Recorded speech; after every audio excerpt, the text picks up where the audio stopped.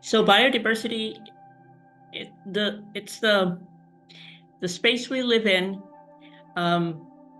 with the two-legged and the four-legged animals, the air, the water, the sky, the interdependence, interconnectivity of the whole ecosystem, if you will, if you want to call.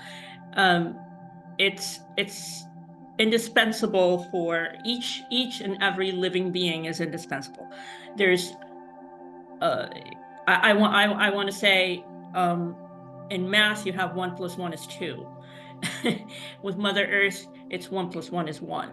We are all part of that whole, and we are all indispensable, and we are essential, and we need to protect each other, strengthen the relationships. The climate crisis, today scientists and many people reduce it to a carbon crisis. It is a relationship crisis.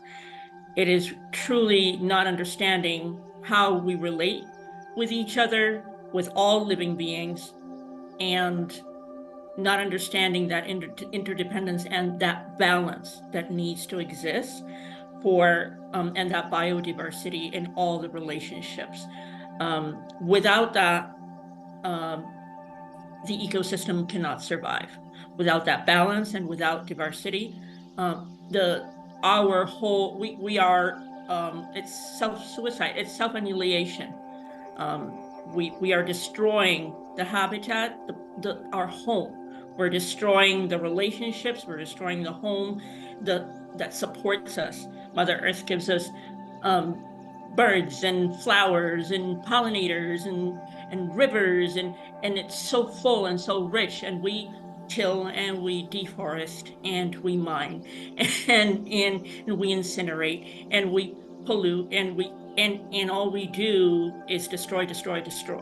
So for us as an organization and as people, we need to shift the culture and the mindset and the worldview, and that is essential, to go back to the indigenous roots of supporting each other in collaboration, not in competition, having a collective mutual aid system rather than an individualistic and capitalistic, monetizing everything, making money out of air, making money out of water. Everything is sold, everything is for profit. This is not a system that survives because it is not in alignment with Mother Earth and Grandfather Ocean. It is not in balance. And so coming back to the Farm Bill, we need to have legislation and policy that reflects a society that is in balance with all living beings, human and non-human. And this is where we need to accept each other's diversity, the insects, the diversity of the insects, of the microorganisms, of the plants, of people. When we're talking diversity, we're talking diversity of species, but we're talking diversities of the ecosystems. We need the forest, we need the mountains, we need the water, the ocean, we need the grasslands, we need all of it, and the genetic diversity as well. And farmers, now it's monocrops and monoculture. And this is totally destroyed. The most aggressive and key, the most dangerous piece of this climate crisis is and that we need to hone in is the lack of biodiversity. People are looking into carbon and other areas. Biodiversity is key. Understanding the relationships with each other and all the richness and the fullness of Mother Earth and Grandfather Ocean. I will stop because there's so much to talk, but I will just say one more thing, that we need to work collectively in to come to balance with all human beings and all living beings for now and for the next 7 generations. Yes, just to very much agreeing with everything that Cristina just presented, and it's really very important. What I maybe can add, it's really like what we look at when we look at biodiversity as low food, and indeed adding to what Cristina was saying, and indeed it's this diversity that is not just the diversity of species when you look at animals or varieties, but it's the biodiversity of microorganisms in the soil, but also in the fermented cheese or in the bread that is baked, and in whatever artisanally processed foods that we produce. But it's also the diversity of cultures, of knowledge. So it's this richness really that we have in life that is, first of all, the insurance for our future, for our present and for our future. And if history, can teach us something, is, for instance, what happened with the potatoes, with the potato blight in Ireland when there was a great famine in the 19th century. And that happened because basically everybody was farming a genetically identical potato that was then basically attacked by these blights, and there was no potato production anymore, and people were going hungry. And that's the basic, it's really the basic of biological diversity when you look at food, is to have this diversity that also really ensures you against diseases, against even climate crisis and the climate change that we're experiencing. Is this wealth of resources we can tap into nourish ourselves and our communities and the environment at the same time. And the same thing is happening right now. Like in the last 6 years, we've been narrowing down the biological diversity in food very much, which then also translates in very narrowed down diversities of landscapes, like Cristina was mentioning, the different ecosystems that belong to biodiversity. And one example that I find it's interesting, like with the Cavendish banana, which is basically the mostly consumed banana worldwide. This is now being attacked by fungus. Everybody's going crazy about this because they're like, what's going to happen with bananas? But there are more than 1,000 varieties and we're not using them. And they're also nutritionally super interesting, environmentally super interesting. So these are just two examples of how when we narrow down to one single variety, and the same happens with animals, by the way, or one single way of dealing with nature, then we're really getting in trouble. We're really getting ourselves in trouble. One thing that Cristina said that I think it's really important to highlight is that biodiversity for us, it's really about also relationship with one another, and it's about relationship with nature. Because when we talk about the diversity of knowledge and culture, and we see this a lot with our food producers, there's really a deep connection with the work they do. So just to give you another story, another anecdote, but there was this old lady keeping up this production of a traditional cheese in Italy, and really she was like, the temperature is so much, the humidity is so much, I'm gonna crack the window a bit open, but today the weather is different, I'm gonna close it a bit more. Like there's this sensitivity to the surrounding environment that you just have from this connection to nature and to your local ecosystem, and then it's a connection to people too, and this is super important. And in this sense, biodiversity is also food justice.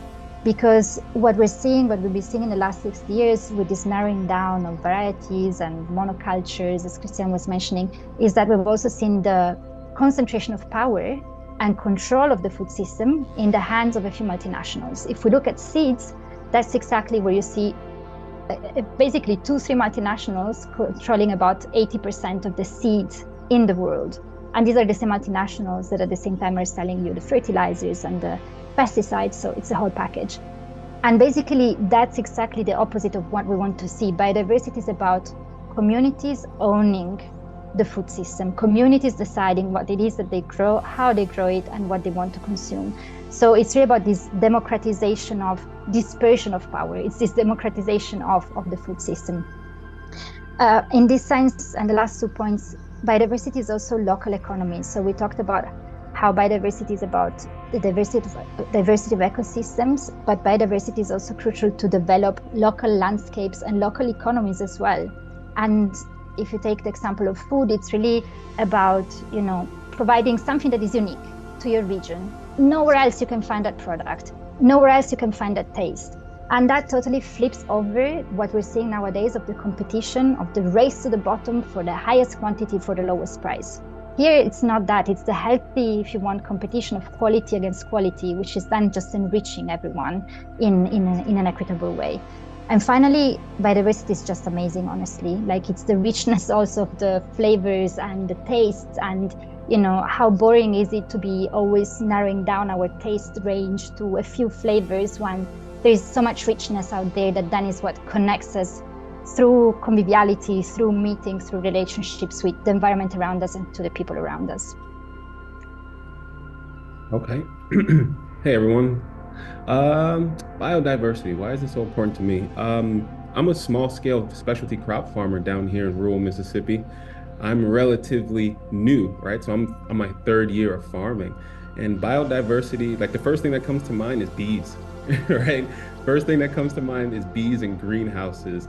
And when I think of biodiversity, I think about the lack of bees. Like when we farm and when we plan our farm for next year, for next year's plantings, we're always thinking about bees and the economic impact of that. Oh, we got to get bees from here.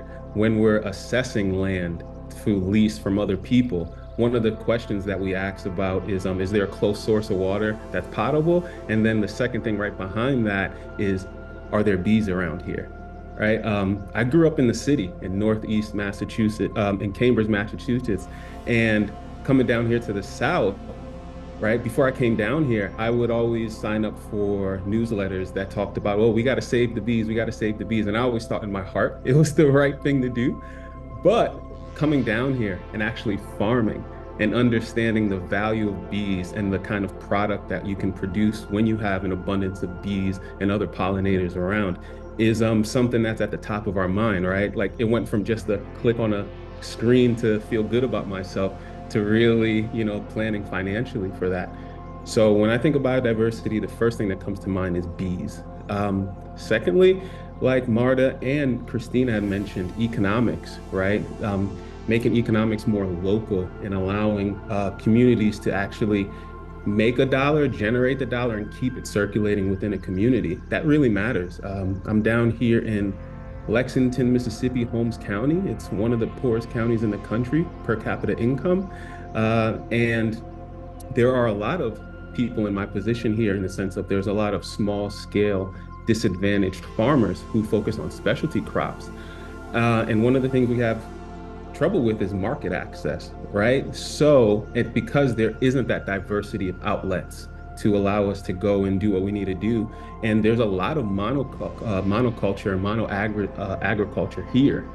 There's a lot of row crop related to cotton, soy, corn, and a lot of us specialty crop farmers suffer from that because they spray pesticides and that drift gets onto our crops and we have to suffer because of that, and that hurts us a lot, right? So when I think of biodiversity, I think about economics too, because if these specialty crop farmers that are small scale could have access to diverse market outlets and lower barriers to entry, economics around here could shift pretty quickly because there are a lot of specialty crop farmers.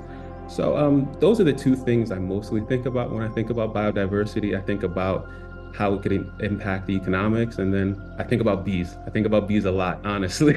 I think about bees a lot. Water, too. Last year, Mississippi was in a drought, and Mississippi was designated a drought area, at least our part of Mississippi. And a lot of small-scale farmers that don't have irrigation systems set up like those monocrop farmers do. We don't have underground wells and that bring water to us. We have to rely on the rain, or it takes 2 or 3 years just to get some simple drip irrigation systems going. And those systems gotta be replenished each year, especially those lines. So we think about water too, and how we can't just get a water pump and pump it from the local creek because that water isn't potable, right? So those are the three main things I think about. And bringing it back to the Farm Bill, programs like EQIP and targeted funding to conservation efforts and efforts related to organic certification and technical assistance in that end, those help a lot. I've benefited from those, other specialty crop farmers have benefited those, and we need to keep those kind of efforts going.